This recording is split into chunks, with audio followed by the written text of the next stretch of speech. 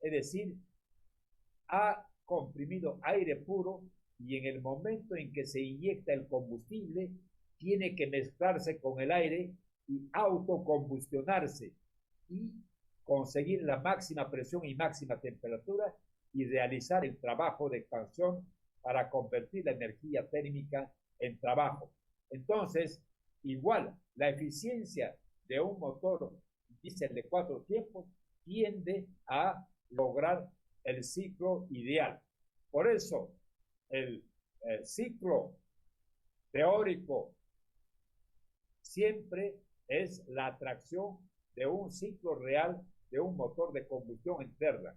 En este caso, ustedes ven el diagrama indicado, así se llama, del motor diésel.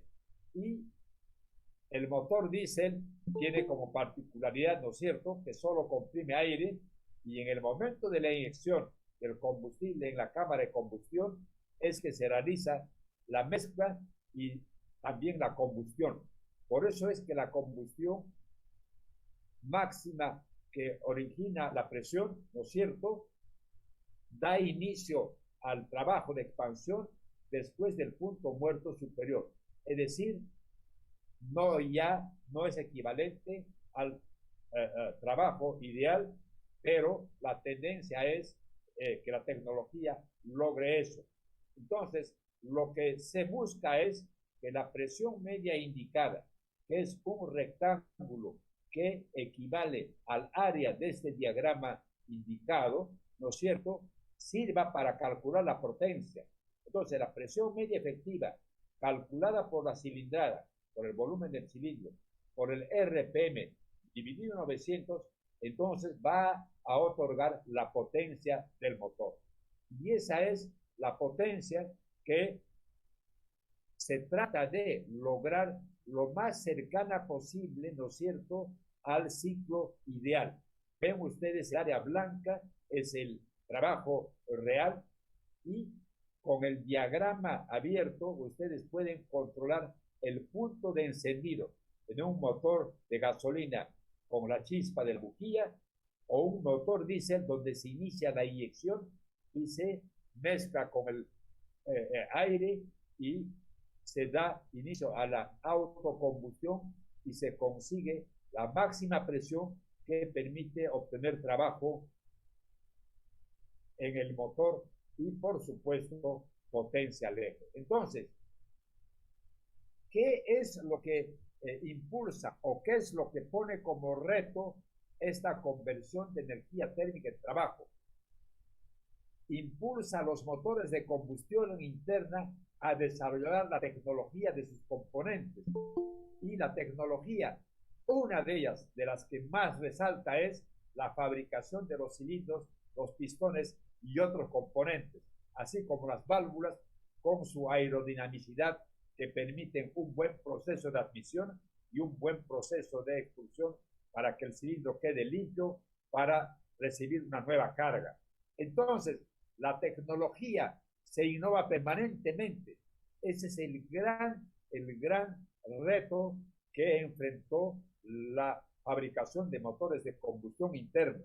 Fíjense, una culata de un motor de combustión interna bastante complicado por la presencia de los árboles de levas, ¿no es cierto?, que mueven y cierran y abren las válvulas de admisión y las válvulas de escape. Entonces, solo esta culata de por sí ya es un mecanismo bastante complicado, pero cada vez se innova y presenta muchísimas alternativas tecnológicas para mejorar su eficiencia.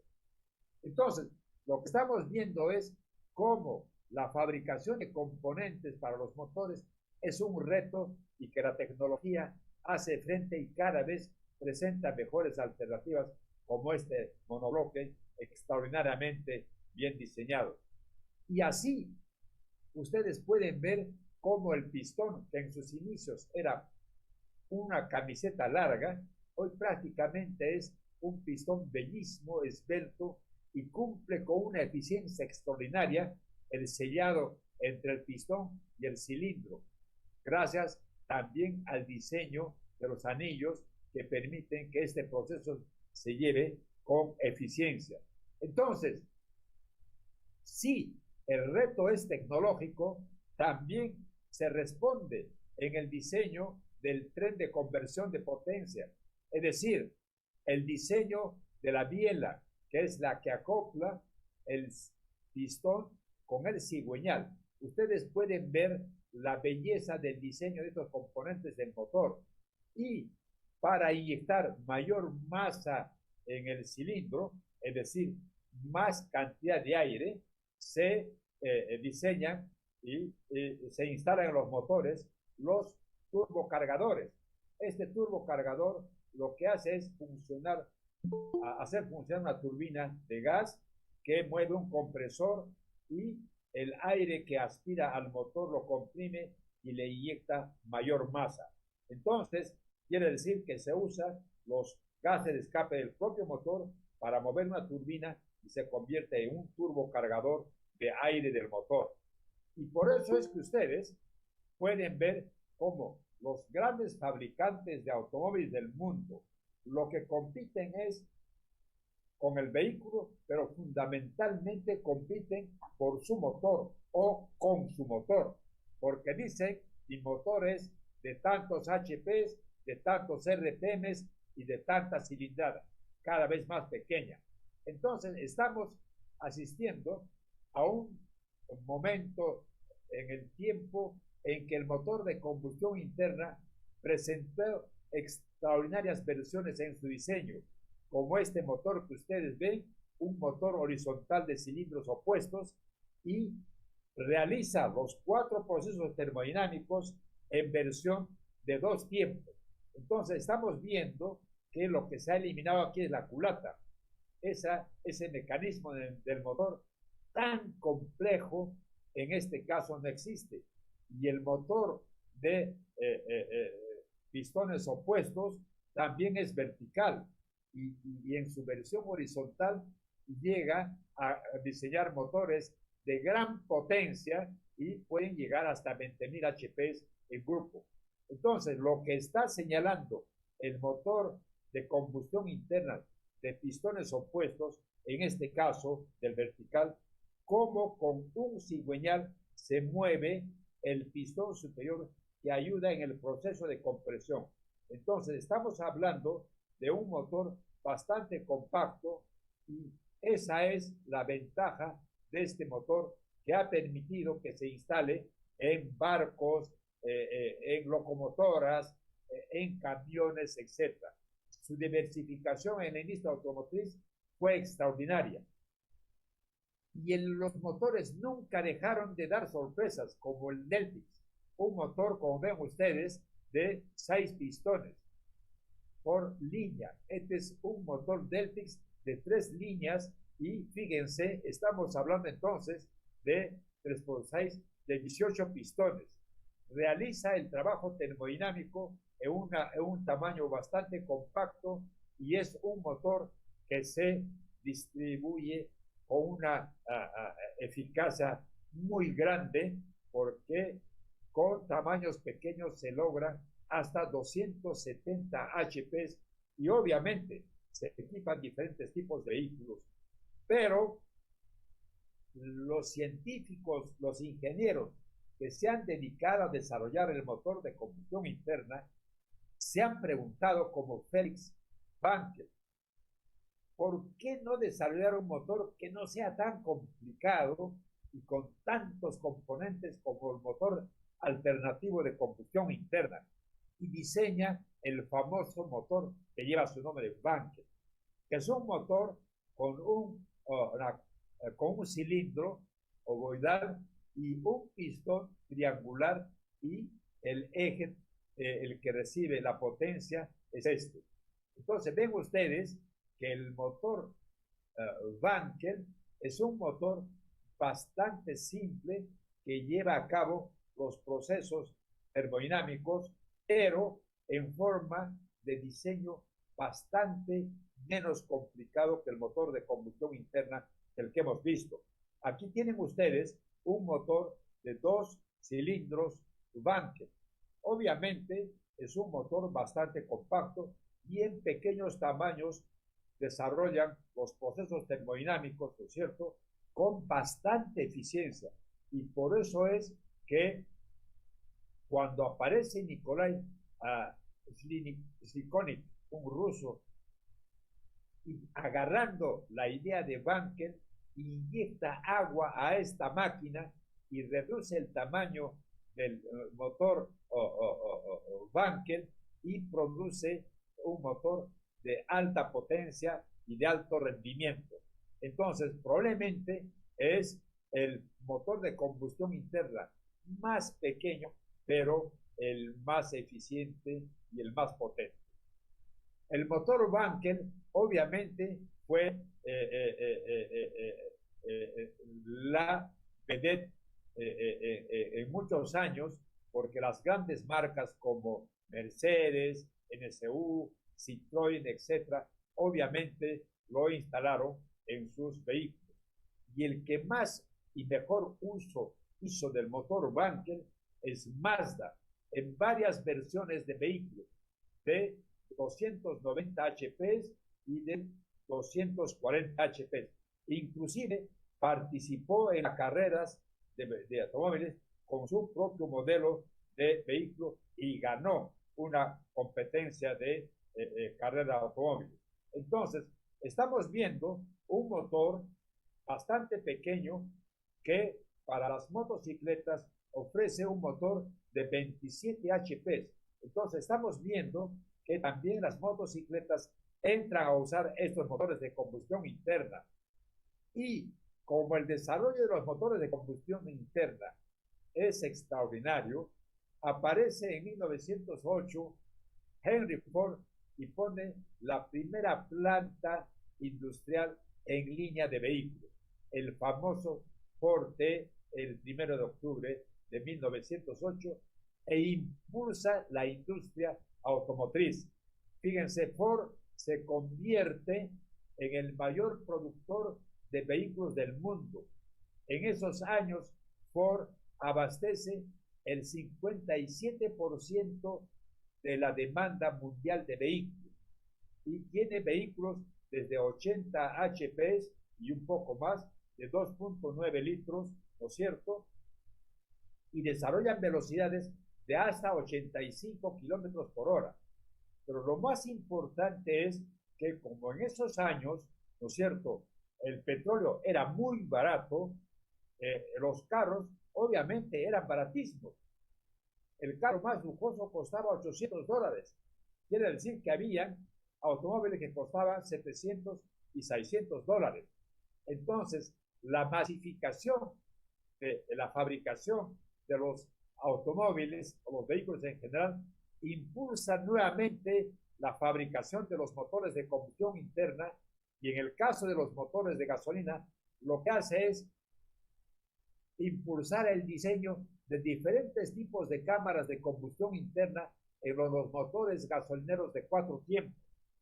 Y obviamente esto permite conseguir motores gasolineros de mayor potencia y de mayor RPM. Pero quien da el gran golpe de la tecnología es Ricardo, un ingeniero que diseña la cámara Comet para los motores diésel, y consiste en que el pistón comprime el aire y el aire comprimido entra a la cámara de combustión esferoidal y adquiere grandes velocidades, y cuando el inyector inyecta el combustible pulverizado se mezcla muy rápido con el aire comprimido de alta velocidad y se autoenciende casi instantáneamente, y obviamente es uno de los motores más eficientes. Eso es lo que impulsa a los fabricantes de motores diésel a diseñar diferentes tipos de cámaras de combustión interna, como esta, por ejemplo, que inyecta el combustible diésel directamente a la pared superior del pistón y al mismo tiempo refrigera al pistón y ayuda a la evaporación del combustible inyectado en esta pared. Entonces, eso significa que el diseño de los inyectores también enfrenta el reto y contesta cada vez con un mejor diseño para poder participar en una eficiente combustión y apoyado por una buena bomba de petróleo, ¿no es cierto?, que es la que acompaña el proceso de inyección. Entonces, el desarrollo tecnológico de los motores de combustión interna es un camino increíble. Y hoy, Volvo, esto es prácticamente de los últimos años, al sobrealimentador o al turbocargador que hemos visto, que opera con los gases de escape, lo ha diseñado adicionándole un motor eléctrico que consume electricidad del mismo circuito del vehículo. Entonces, instalan el famoso turbo eléctrico y que permite manejar la cantidad de aire y la presión del aire a la que se quiere inyectar al motor. Como el motor es eléctrico, entonces se puede manejar en qué momento nosotros necesitamos mayor masa de aire, y eso lo conseguimos manejando el motor eléctrico, que hace que el turbocargador eléctrico, ¿no es cierto?, ingrese mayor volumen de aire, por consiguiente mayor masa de aire, y si se inyecta mayor combustible, se obtendrá mayor energía y por tanto mayor trabajo. Lo último en la innovación de los motores de combustión interna, aquí tienen ustedes dos motores, dos pistones en un cilindro que son opuestos y su desplazamiento vertical, y lo que hacen es transmitir la fuerza a esta plataforma, que viene a ser el cigüeñal, o sea, el eje de este motor. Cada vez que en estos vértices el pistón llega, le transmite fuerza y hace rotar el cigüeñal, y obviamente se convierte en un motor de combustión interna bastante pequeño, muy eficiente y de bastante potencia. Y nuevamente Mazda saca su motor alternativo y le pone el motor de Garrido, de Juan Garrido de Granada, y obviamente nuevamente muestran cómo los motores de combustión interna son la pieza fundamental para diseñar el tren motriz de un vehículo.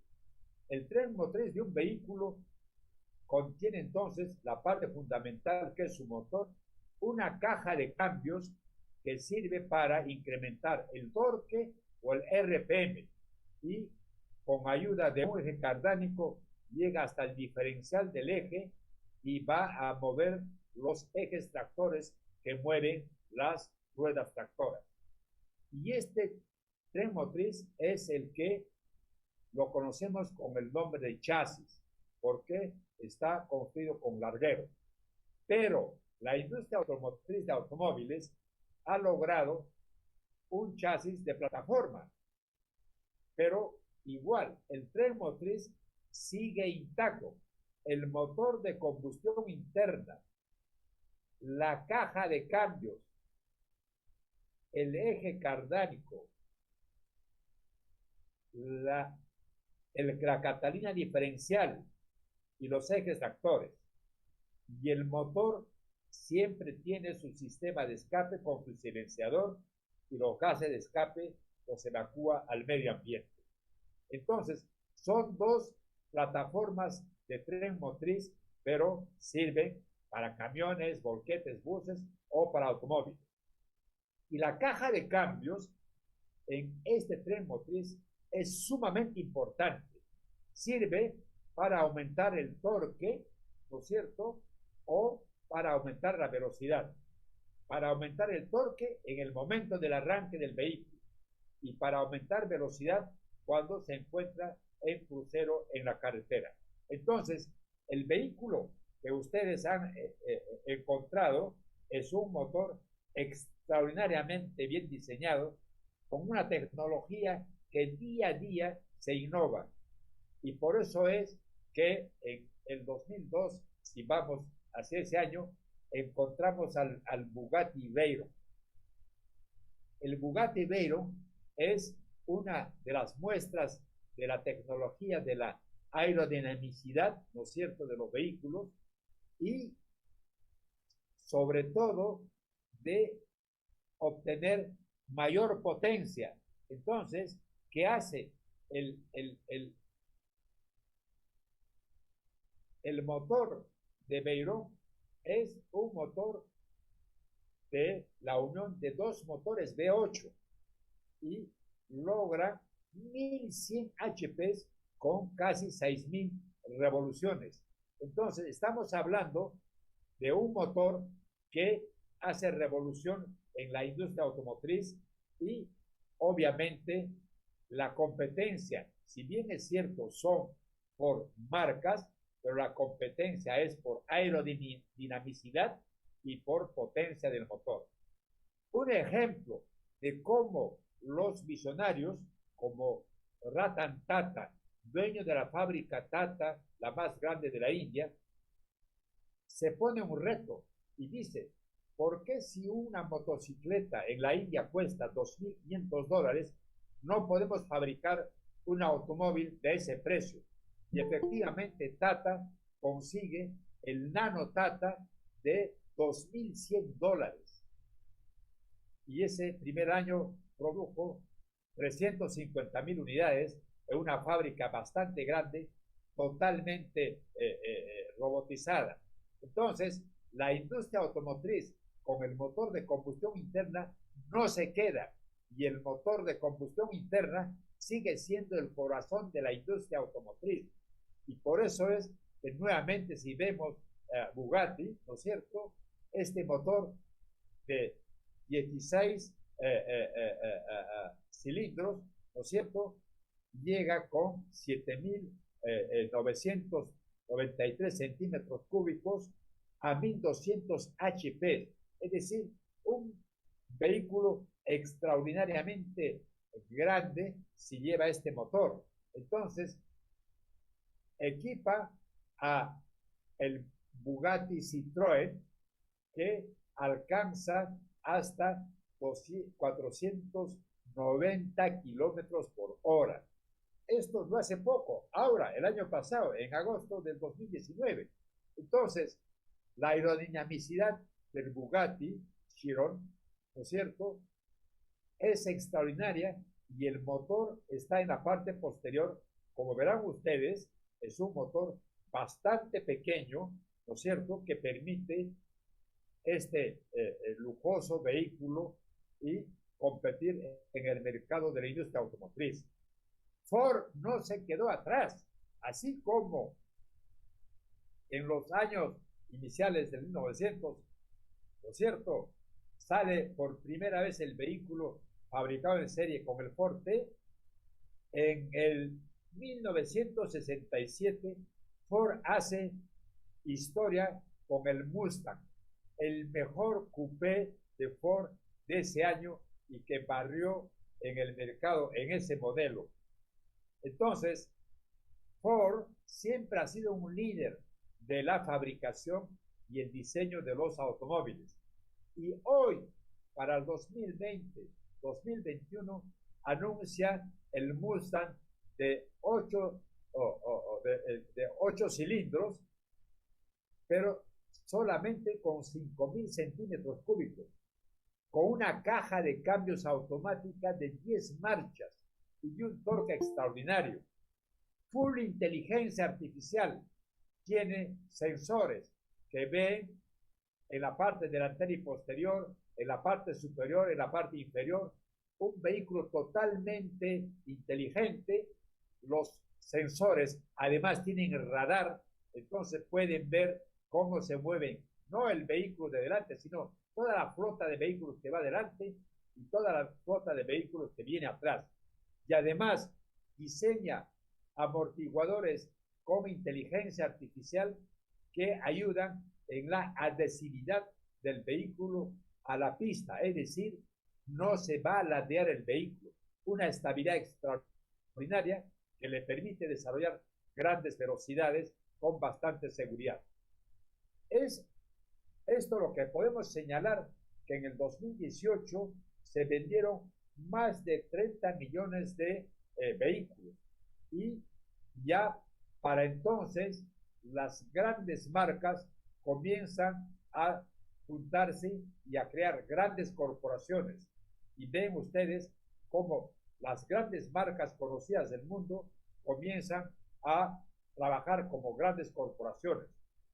La última gran corporación que se vio fue la corporación alrededor de Peugeot, Jeep, Citroën, Fiat, por una valorización de 45.000 millones de euros. Entonces estamos asistiendo a la formación de grupos económicos increíblemente grandes en la industria automotriz. Y aquí viene la gran pregunta, el gran cambio hacia el vehículo eléctrico. Entonces, Tony Seba, un especialista de la Universidad de Stanford, investigador y científico, plantea esta pregunta. ¿Puede un mineral cambiar el balance del poder en el mundo? Obviamente, también se está refiriendo al poder económico, porque con esta pregunta se está refiriendo a la industria automotriz. ¿Producción de baterías? Sí, para vehículos eléctricos. Entonces, vamos a contestar cómo es que un mineral, ¿no es cierto?, convierte el vehículo convencional también en vehículo eléctrico. Y aparece un gran visionario, Elon Musk, que es el hombre impulsor de Tesla. Él es quien ha utilizado este cambio que Tony Seba, ¿no es cierto?, inicia con una pregunta, que si un mineral puede ejercer un cambio en el mundo. Sí. ¿Por qué? Porque la exponencialidad de la innovación tecnológica hoy ya no es horizontal como antes. La innovación, por ejemplo, el descubrimiento del carbón, tardó cientos de años. El descubrimiento del petróleo, igual, el gas, en fin. Pero en los últimos años, sobre todo en los últimos 20, quizás en los últimos 10 y en los últimos 5, ¿no es cierto?, la tecnología tiene innovación exponencial. Hay productos que se innovan prácticamente de un día para otro. Si hablamos de los teléfonos, mañana probablemente ustedes van a ver un nuevo modelo de celular o de repente van a encontrar un nuevo tipo de computadora o un nuevo tipo de radios. En fin, aquí tienen una gran cantidad de productos que están siendo producidos con una herramienta que es la innovación tecnológica, pero exponencial. Y cuando hablamos de los teléfonos, de los televisores portátiles, de las computadoras, etcétera, ¿qué usan los teléfonos y las computadoras? Baterías. El mundo tiene más o menos más de 7.000 millones de habitantes. Entonces, se imaginan si un promedio de 5.000 millones de habitantes tienen celulares. Estamos hablando de 5.000 millones de celulares. Estamos hablando de 5.000 millones de baterías. ¿Y por qué? Porque la tecnología de la fabricación de las baterías de litio se ha desarrollado también en forma exponencial. ¿Y qué ha conseguido? Que el litio, que es el mineral de que se fabrica la batería, ¿no es cierto?, gracias a la exponencialidad de la innovación tecnológica, su precio baja en forma también exponencial. Y por eso es que hay baterías grandes, ¿no es cierto?, y se fabrican las baterías para los vehículos automotores. Entonces, Tesla ya lanzó que este año producirá la batería más de mayor capacidad. ¿Y qué significa una batería para un vehículo automotriz como capacidad? Es otorgarle la máxima autonomía, es decir, que la batería le permita desarrollar mayor número de kilómetros en un día, en una semana o en un año. Tesla ha anunciado que va a producir una batería de 1.600.000 kilómetros de autonomía y aún anunció que va a ser este año. Entonces, estamos viendo cómo la exponencialidad de la innovación tecnológica se hace presente casi como que no esperamos. El automóvil, aquí está mostrando Tony Seba, cómo su inteligencia le permite visualizar a 360 grados. Puede ser autónomo y ofrece mayor seguridad porque con sus sensores es una máquina equipada con una visión que le permite conducirse sola y con total seguridad. Y la teoría que desarrolla Tony Seba es la convergencia económica. ¿En qué consiste la convergencia económica? Es en que hemos mostrado cómo la tecnología de fabricación, de producción de diferentes productos es exponencial. Cada vez aparecen y en forma más rápida nuevos productos o nuevas versiones, pero al mismo tiempo bajan su precio. Entonces, ese es el gran fenómeno de hoy día de la convergencia económica que explica Tony Seba. Entonces, si vemos la exponencialidad de la innovación tecnológica, vemos que el impresor 3D ya se usa para la fabricación de un vehículo. Ustedes mismos lo podrán fabricar en fibra de vidrio, en fin, el vehículo eléctrico es una extraordinaria versión porque no tiene componentes tan complicados como el tren motriz del vehículo convencional. En eso reside la gran diferencia con un vehículo eléctrico, es decir, su simplicidad en su diseño y fabricación. Entonces, ustedes van a ver que la tecnología siempre va a ser la mejor herramienta que va a impulsar el uso de este motor eléctrico para la fabricación de los vehículos eléctricos, que si comparamos el número de partes frente a un motor de combustión interna, ustedes pueden ver la enorme diferencia, Aquí estamos hablando prácticamente de 1, 2, 3, 4, 5, 6 componentes frente a los cientos de partes y piezas que tiene un motor de combustión interna.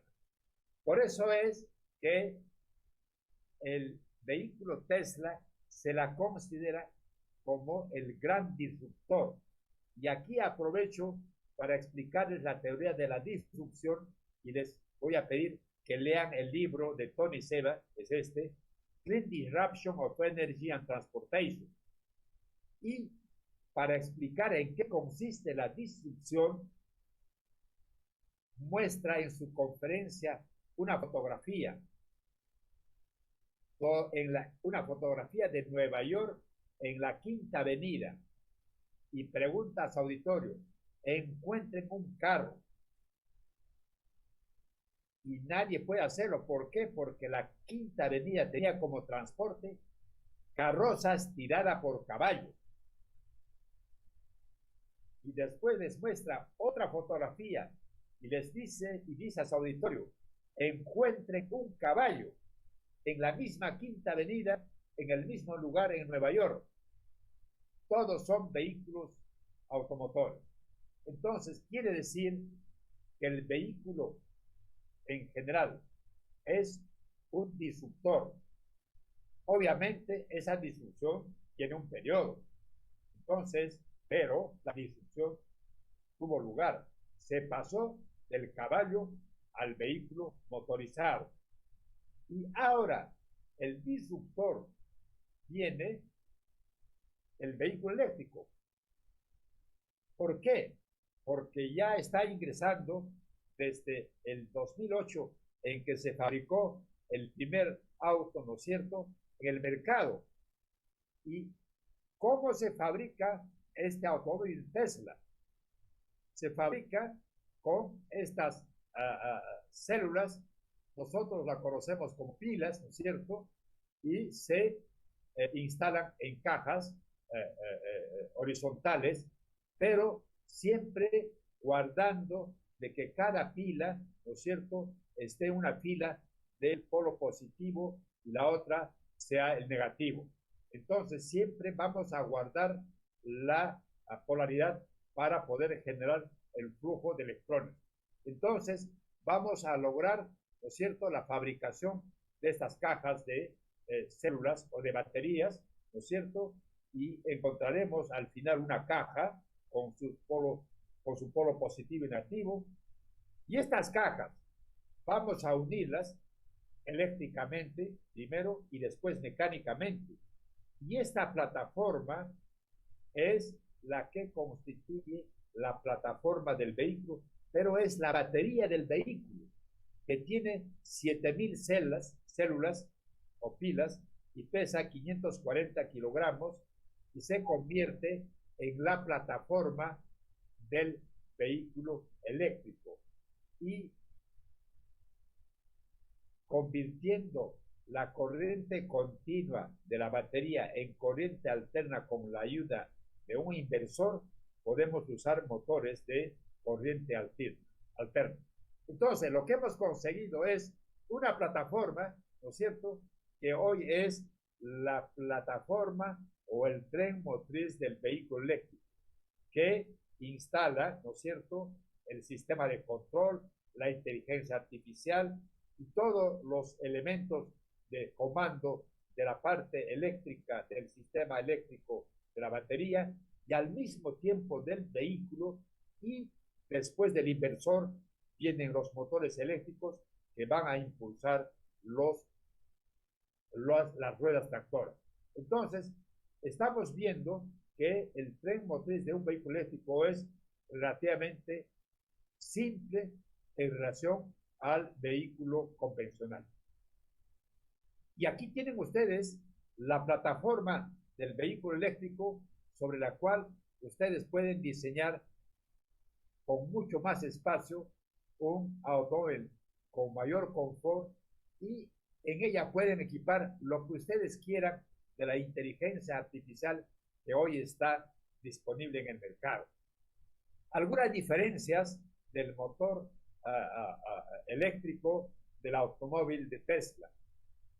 El torque tiene un rango entre 0 a 18.000 RPM. Fíjense, mientras en el motor de combustión interna el rango para conseguir el máximo torque está entre 2.000 y 4.000 RPM. Entonces, la curva del torque del motor de combustión interna prácticamente tiene un máximo. En cambio, en el motor eléctrico prácticamente es casi horizontal. Y en un motor de 180 kilogramos de peso del motor de combustión interna se consigue 140 kilovatios de potencia. Y en un motor eléctrico de 31 kilogramos se consigue 270 kilovatios de potencia. Y obviamente esa diferencia de potencias permite, ¿no es cierto?, manejar la fuerza de marcha de los vehículos, sobre todo en los automóviles, que es el elemento más comerciable de las grandes marcas de vehículos. Y por eso es que el balance de fuerzas, ¿no es cierto?, se puede perfectamente con una aerodinamicidad que en la cabina de medición ¿no es cierto?, se puede usar una tecnología con mejores resultados para poder tener el vehículo más aerodinámico. Entonces, estamos hablando de que las cabinas de prueba de del perfil de los vehículos hoy también son apoyados por la innovación tecnológica. De manera que, si nosotros queremos calcular la tracción de un vehículo que está dado ya sea por un motor de combustión interna o por un motor eléctrico, pero en las ruedas, entonces vamos a encontrar un coeficiente de adherencia. ¿Y qué cosa es el coeficiente de adherencia? Es la relación entre la adherencia disponible y la carga del vehículo. Es decir, la carga del vehículo es el peso del vehículo, ¿no es cierto?, que va a través de las ruedas a la pista, y una parte es la fuerza de tracción que tiene que vencer la adhesividad. Si vemos en el plano horizontal, la adhesividad entonces va a ser longitudinal y también va a ser horizontal, pero la adhesividad total es esta, la resultante, de manera que siendo resultante va a ser variable del comportamiento de la adhesividad longitudinal y de la adhesividad horizontal. Entonces quiere decir que la adhesividad del vehículo, ¿no es cierto?, es función de la adhesividad total. Por tanto, si ustedes quieren un ejemplo más claro de cómo la adhesividad de la llanta con la pista es importante, aquí hay un ejemplo que muestra cómo aquí la adhesividad entre la llanta y la pista se ha destruido porque hay un charco de aceite. Entonces quiere decir que esta rueda no está empujando al vehículo. Parte de la fuerza la está gastando en patinar. Entonces, la inteligencia artificial que tienen los vehículos eléctricos les permite dirigir toda la potencia del motor eléctrico a la rueda que sí está con adhesión completa en la pista. Y esta no recibe potencia. Por tanto, en ese momento, el vehículo recibe la máxima potencia a través de una sola rueda. Y así ustedes, si conocen la carga del vehículo y conocen la adhesividad del vehículo, pueden calcular, ¿no es cierto?, con un modelo matemático, si el vehículo está en bajada o está en subida, y pueden agregar los parámetros que ustedes deseen como elementos de cálculo para vuestro modelo o para la ecuación que ustedes con la ayuda de la computadora pueden hacer en forma extraordinaria. Entonces, al final, se reduce en una ecuación bastante simple. La fuerza neta del vehículo es igual a la fuerza de tracción menos la resistencia del aire, o sea, la fuerza aerodinámica, y la fuerza de rotación, es decir, la rodadura. Y eso es lo que tiene que vencer la tracción. Y esa relación de vencer con la fuerza de tracción, la fuerza del aire y la rodadura, pueden manejarla a través del diseño de la adhesividad. Para eso, los propios fabricantes de llantas participan directamente en la tecnología de la fabricación del vehículo, porque lo que quieren asegurar es la mayor adhesividad posible, pero al mismo tiempo, ¿no es cierto?, tener mayor fuerza de tracción. Cuanto mayor es la adhesividad, obviamente menor va a ser la fuerza de tracción. Por tanto, la fuerza neta también. Entonces, cuando hablamos del vehículo eléctrico, también es solar. Yo quiero mostrarles aquí un vehículo eléctrico solar diseñado y construido por vuestros compañeros de la Universidad de Juliaca, aquí en Perú, está en el sur de Perú. Lo mostraron en el Congreso Mundial Solar que tuvo lugar el año pasado y fue una sensación porque fue un trabajo desarrollado íntegramente por alumnos de una universidad. Entonces, esto permite que definamos que el diseño de un vehículo eléctrico es mucho menos complicado que el diseño de un vehículo con motor de combustión interna. Llegan las baterías a las motocicletas. Estas son motocicletas rusas, las más veloces del mundo. Ganaron rallies, competencias, etc. Pero en Rusia, además, han desarrollado muchos modelos de vehículos eléctricos, haciendo combinaciones de la fabricación y diseño de su tren motriz eléctrico. Ford no se queda atrás. En la era del vehículo eléctrico aparece con el Ford Mustang eléctrico del 2021, que tiene 2 baterías y tiene 600 kilómetros de autonomía. Es decir, Ford sigue siendo el grande de los fabricantes de la industria automotriz. Nissan, otro gran fabricante japonés, tiene su propio diseño del tren motriz y su propia aerodinamicidad. Y aquí ven cómo en la parte delantera podemos llamar, está el motor, es decir, está el sistema de control, ¿no es cierto?, la inteligencia artificial, todo el sistema de comandos, el inversor y el motor eléctrico.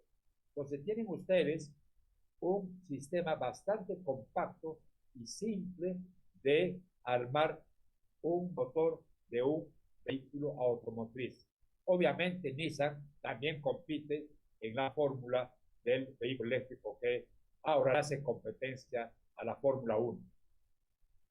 Fíjense cómo Nissan hace una comparación de su auto con un motor de combustión interna y con un motor eléctrico. En el motor de combustión interna, fíjense la línea de torque. Es bastante corta y su punto máximo es prácticamente en un RPM determinado. Sin embargo, el torque en un motor eléctrico es bastante horizontal, es decir, es una extraordinaria virtud del motor eléctrico frente al torque que se obtiene en un solo punto en el motor de combustión interna. Si hablamos de la máxima potencia del motor de combustión interna, se obtiene en un determinado RPM, pero la máxima potencia del motor eléctrico tiene un rango extraordinario que puede variar desde 0 hasta 18.000 RPM. Entonces estamos frente a una industria automotriz, ¿no es cierto?, que comienza como Renault, que siempre se ha caracterizado, a pesar de tener automóviles de lujo y de gran tamaño, de ser un líder en la fabricación de los automóviles pequeños. Y este es un Renault eléctrico, como ven ustedes, bastante compacto, cómodo y obviamente están listos para competir y están compitiendo. Así como la industria de los motores de combustión interna y el vehículo con motor de combustión interna desarrolló la industria de autopartes, los vehículos eléctricos están desarrollando también autopartes. Y entre ellas, una autoparte que ha sido muy bien desarrollada es la conexión, es decir, cómo cargar el vehículo enchufando a un punto de recarga. Hay 3 tipos de enchufes. Uno que es, vamos a llamar así, el modelo japonés, casi estandarizado, el modelo americano y el modelo europeo. Hay muchos otros tipos de enchufes, pero los más usuales son estos 3 tipos que prácticamente se han estandarizado. Si ustedes ven esta fotografía, ven aquí que este es una casa en donde su parqueadero muestra la zona verde, que es para estacionar los vehículos eléctricos. Y si yo les pregunto, ¿qué está haciendo este vehículo eléctrico? Ustedes probablemente se van a conectar que se ha enchufado para cargar la batería. No, señor. Está transmitiendo electricidad a la casa.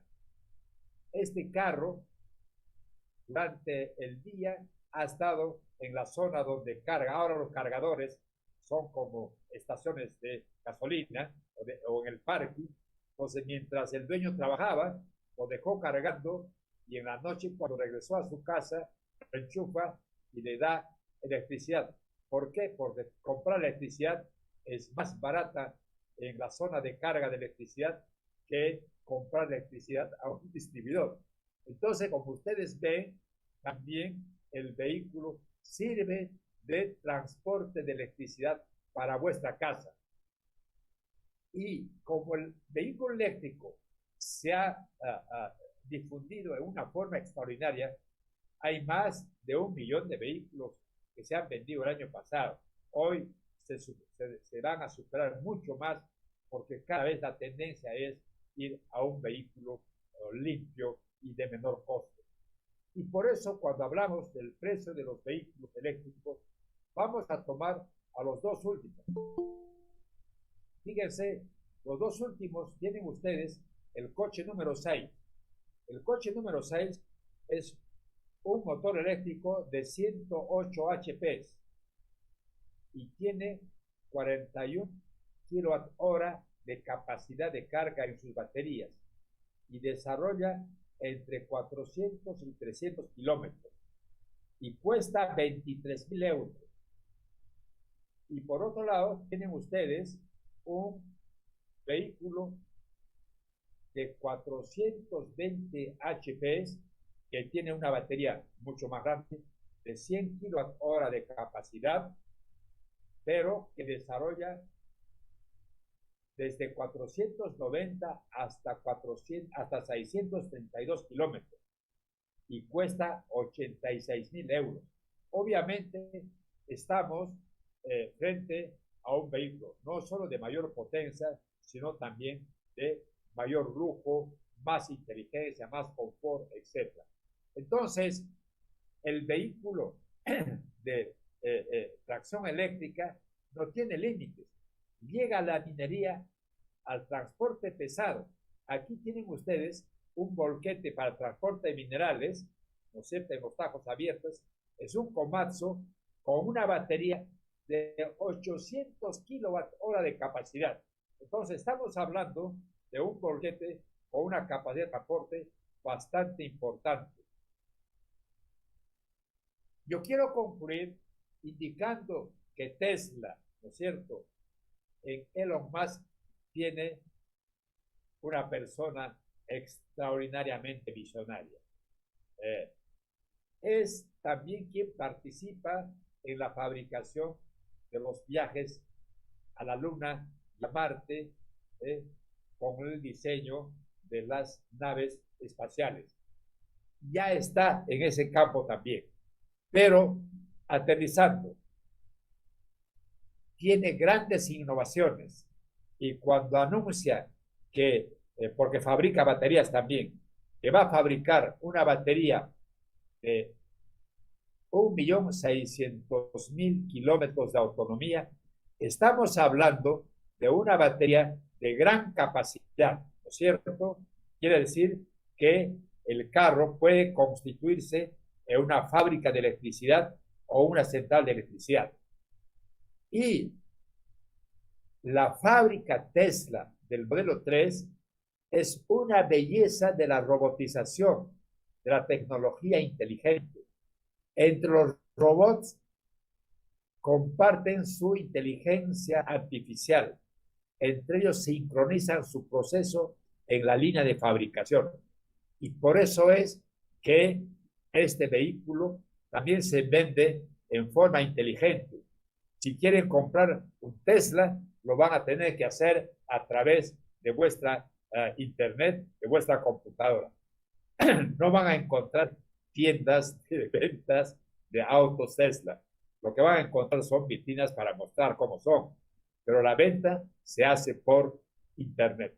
Entonces, yo creo que la inteligencia artificial en automóviles y vehículos son muchísimas. Cualquier tipo de vehículo, del convencional o no convencional, usa iluminación LED, suspensiones neumáticas, llantas de 20 pulgadas, pantallas multimedia de 17 pulgadas, que prácticamente son un televisor portátil o una computadora. En fin, tienen paneles digitales, climatizador bisona, o sea, maneja la composición del ozono, asientos eléctricos con calefactores, los techos panorámicos, en fin, full sensores y con radar, que eso es lo que garantiza la conducción autónoma de los vehículos, ¿no es cierto?, de todo tipo, y ofrece mayor autonomía con mayor seguridad. Muchas gracias.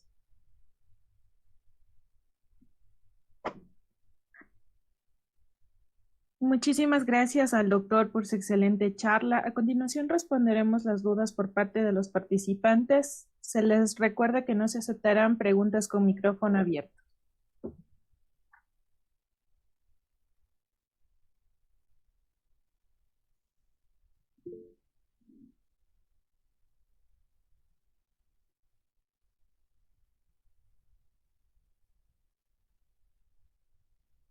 Buenas noches. Buenas noches. ¿Cómo está? Yo tengo una consulta. ¿Cuál sería, a su punto de vista, doctor, cuál sería como quien dice, el factor fundamental para que no haya esta implementación de esta tecnología aquí en Ecuador? O sea, ¿cuál cree que sería un limitante o el limitante de por qué no se han producido? Bueno, puede ser la tecnología o puede ser por qué no se ha importado este tipo de tecnología en Ecuador. Excelente pregunta. Estamos hablando de un mercado.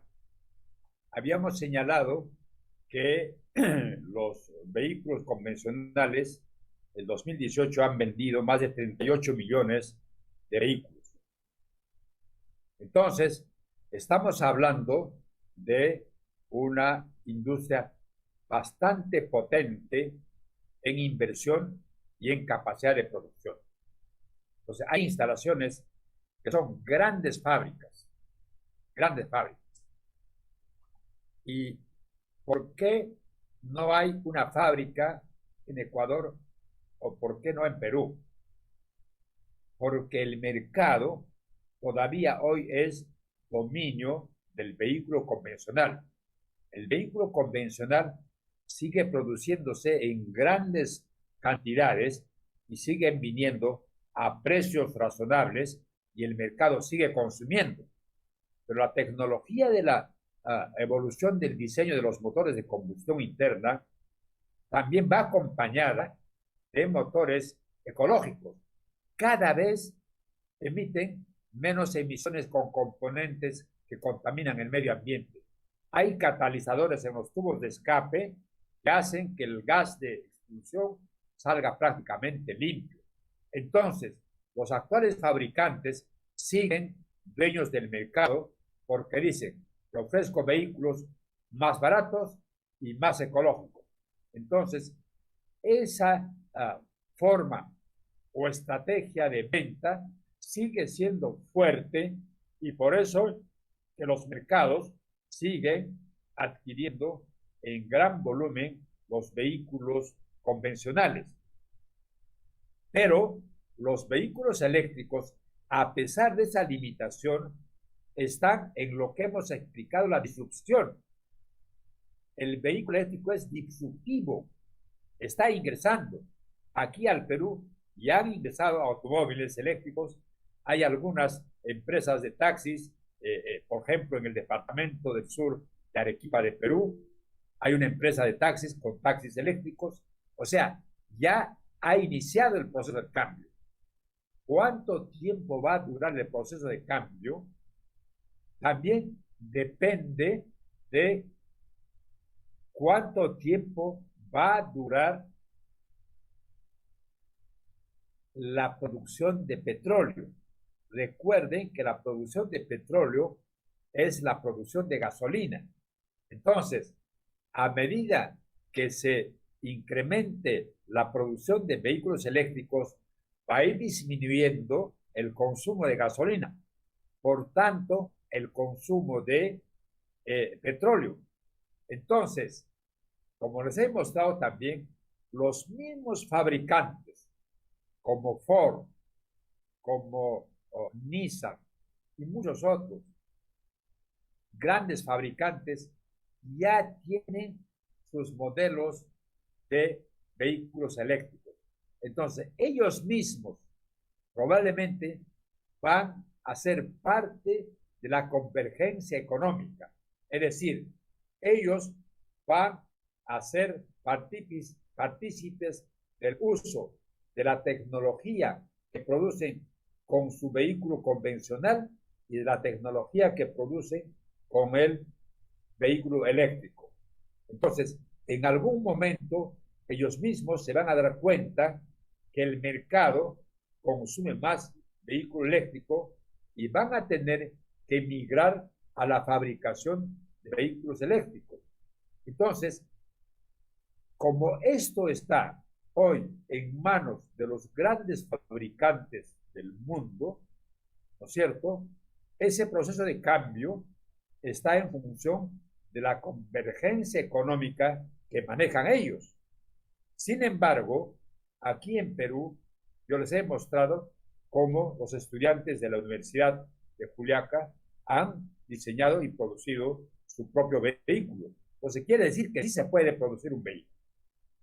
Un fabricante de buses ha fabricado aquí en Perú ya su bus eléctrico. Entonces, no se va a quedar en uno solo. Paulatinamente va a comenzar a fabricar más vehículos eléctricos, más buses eléctricos, y el mercado irá absorbiendo los vehículos eléctricos. ¿Y qué va a impulsar este cambio? Va a impulsar, así como se instalaron las estaciones de venta de gasolina o los grifos de gasolina en todas las calles, en todas las carreteras, igual va a ocurrir con los puntos de suministro de electricidad. Vamos a hablar así, las electrolineras. En Europa esto ya está bastante bien difundido. Alemania prácticamente ya ha dicho hasta cuánto va a usar automóviles o vehículos convencionales. Tiene perfectamente bien definido. Entonces, si los fabricantes saben que países como Alemania están definiendo hasta cuándo van a consumir vehículos convencionales, entonces en nuestros países va a ocurrir lo mismo. Yo lo que espero es que en Ecuador, en Perú, Colombia es bien agresivo, está creciendo más con los vehículos eléctricos. El cambio ya se ha dado, el cambio ya comenzó. La pregunta es, ¿cuánto tiempo va a durar este proceso del gran cambio? Que de todas maneras va a venir. En algún momento, el transporte en el planeta será en base a vehículos limpios. Por eso, yo aprovecho para comentarles que yo espero que el vehículo futuro es el vehículo de hidrógeno. Usa una pila de hidrógeno. ¿Y cuál es el desecho? Agua. Entonces, probablemente es el vehículo más limpio. Y hoy hay una gran tendencia por el uso del vehículo de hidrógeno. Entonces, ha aparecido un nuevo disruptor. Y probablemente el vehículo de hidrógeno sea el disruptor del vehículo eléctrico. El vehículo de hidrógeno también es eléctrico, pero produce electricidad con la reacción del hidrógeno. En esa reacción se produce electricidad y se almacena en las baterías para mover los motores eléctricos.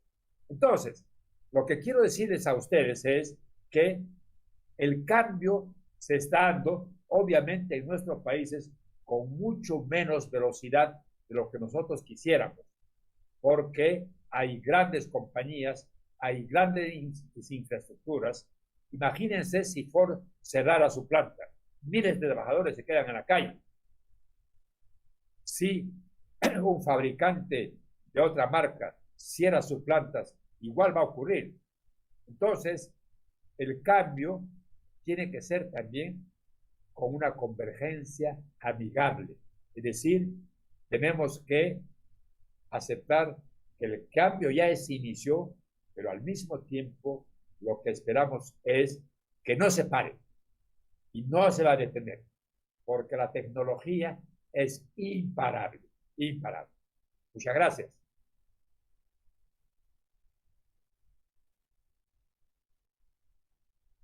Listo. Se les recuerda a los participantes que en el chat ya se encuentra el link de registro de asistencia. Siguiente pregunta. ¿Considera usted que el precio de los combustibles fósiles altamente subsidiados en Ecuador es un obstáculo para el ingreso de vehículos eléctricos? Sí, el precio del vehículo eléctrico básicamente está en que es caro por el alto precio aún de la batería de litio. Pero la tecnología está rebajando, como les he mostrado la curva, está bajando el precio de la batería de litio, ¿no es cierto? Pero el vehículo eléctrico sigue siendo más caro. Entonces, por eso es que no se masifica tampoco su consumo.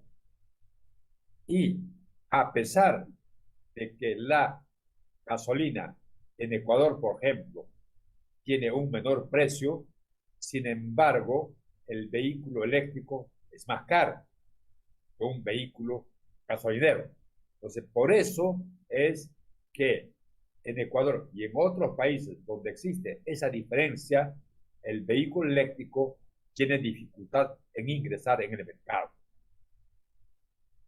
Hay vehículos convencionales, ¿no es cierto?, que cuestan pues 18, 15 mil dólares o menos, pero les he mostrado un cuadro que muestra el precio más bajo de un vehículo eléctrico en 23 mil dólares.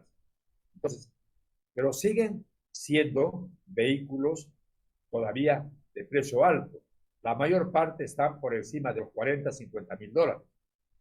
Entonces, lo que no hace posible su masificación en mercados como Ecuador u otro país donde, a pesar de que la gasolina es barata, no ingresan, es porque el vehículo eléctrico aún es caro.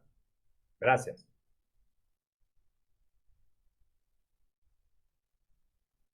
Gracias. Siguiente pregunta.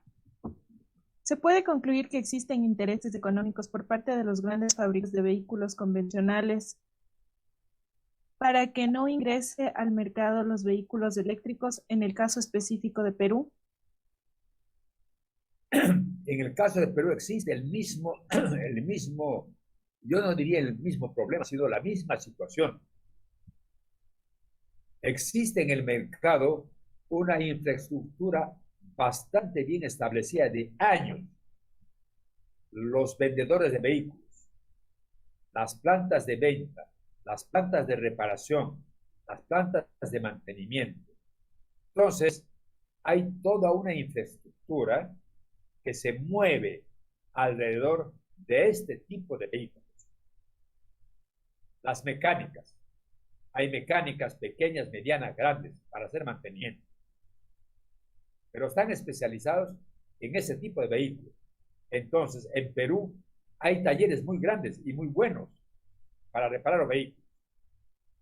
Pero van a tener que caminar con el cambio. La pregunta es, ¿cuánto tiempo va a durar el cambio? Lo que anuncia Tony Seba es el 2035. Otros analistas indican que el 2045 ya no se va a consumir más petróleo. Por tanto, en todo ese tiempo se espera que las personas estudien, tienen que aprender. Ustedes como ingenieros tienen que aprender, ¿no es cierto?, las nuevas tecnologías. Tenemos que ser visionarios. Tenemos que aceptar la innovación tecnológica. Porque si salimos como ingenieros y no sabemos manejar un robot, entonces nos vamos a quedar sin trabajo. Entonces, el tema del gran cambio, y por eso, si ustedes leen los libros de Oppenheimer, sus dos últimos libros, el último que es Sálvese quien pueda, está diciendo de los robots. Entonces, que los robots van a reemplazar la mano de obra. Pero en sus mismos libros, él señala que la innovación tecnológica crea más trabajo, pero crea más trabajo siempre y cuando nosotros estemos listos para poder hacer ese trabajo. Si no nos preparamos, entonces nos vamos a quedar sin trabajo. Si a un momento determinado los carros eléctricos van a reducir enormemente su precio, entonces las mecánicas convencionales tendrán que cerrar o atenderán a lo poco que queda. Pero lo que tienen que hacer es comenzar a estudiar la nueva tecnología, ¿no es cierto?, que se va a venir. Eso es imparable. Entonces yo creo que el gran cambio es lo que tenemos que aceptar para poder responder a estos grandes desafíos. Gracias. Listo. Para finalizar, ¿se podrían utilizar carrocerías de vehículos pequeños de motores convencionales y migrar a motor eléctrico? ¿Qué tan difícil puede resultar esta migración? Estamos hablando de los vehículos pequeños. Sí. Probablemente en Ecuador, igual que en Perú, existen los mototaxis. Precisamente en Juliaca, en esta universidad, en una exposición del 2018, los alumnos de la Universidad de Juliaca presentaron una mototaxi eléctrica, es decir, un vehículo pequeño. Era una mototaxi, si no recuerdo mal, de 8 kilovatios de potencia en su motor eléctrico. Y la batería la reconstruyeron con reconstrucción de baterías desechadas. Entonces, eso da una idea de que la tecnología del vehículo eléctrico, ¿no es cierto?, entra con una facilidad extraordinaria a cualquier tamaño de vehículo. Los scooters, seguramente en las calles de Quito deben tener cualquier cantidad de scooters o motocicletas eléctricas. Entonces, el vehículo pequeño sí va a entrar. Y lo que ahora está apareciendo también son técnicos o ingenieros que están haciendo la conversión. Es decir, se saca el motor convencional y se usa un motor eléctrico, utilizando el mismo tren. Es decir, lo que se pone es delante de la caja de cambios un motor eléctrico, y empalmar un motor eléctrico con la caja de cambios no es nada complicado. Bueno, pero lo importante es que los carros pequeños como los mototaxis o los ticos, como lo llaman en el sur de Perú, sí se pueden convertir a vehículos eléctricos. Gracias. Listo, muchísimas gracias. Gracias al doctor por su excelente participación. Por parte de las personas que conformamos Power and Energy in Society de la Escuela Politécnica Nacional, agradecemos a cada uno de ustedes por su participación en la charla. Además, extendemos nuestro sincero agradecimiento y felicitaciones por la excelente charla al doctor, cuya presencia dio realce al evento. Además, les extendemos la cordial invitación al webinar del día de mañana, Diseño y ensayo de tableros eléctricos bajo la norma IEC 61439. Gracias y una buena noche. Muchísimas gracias a todos ustedes. Felicidades.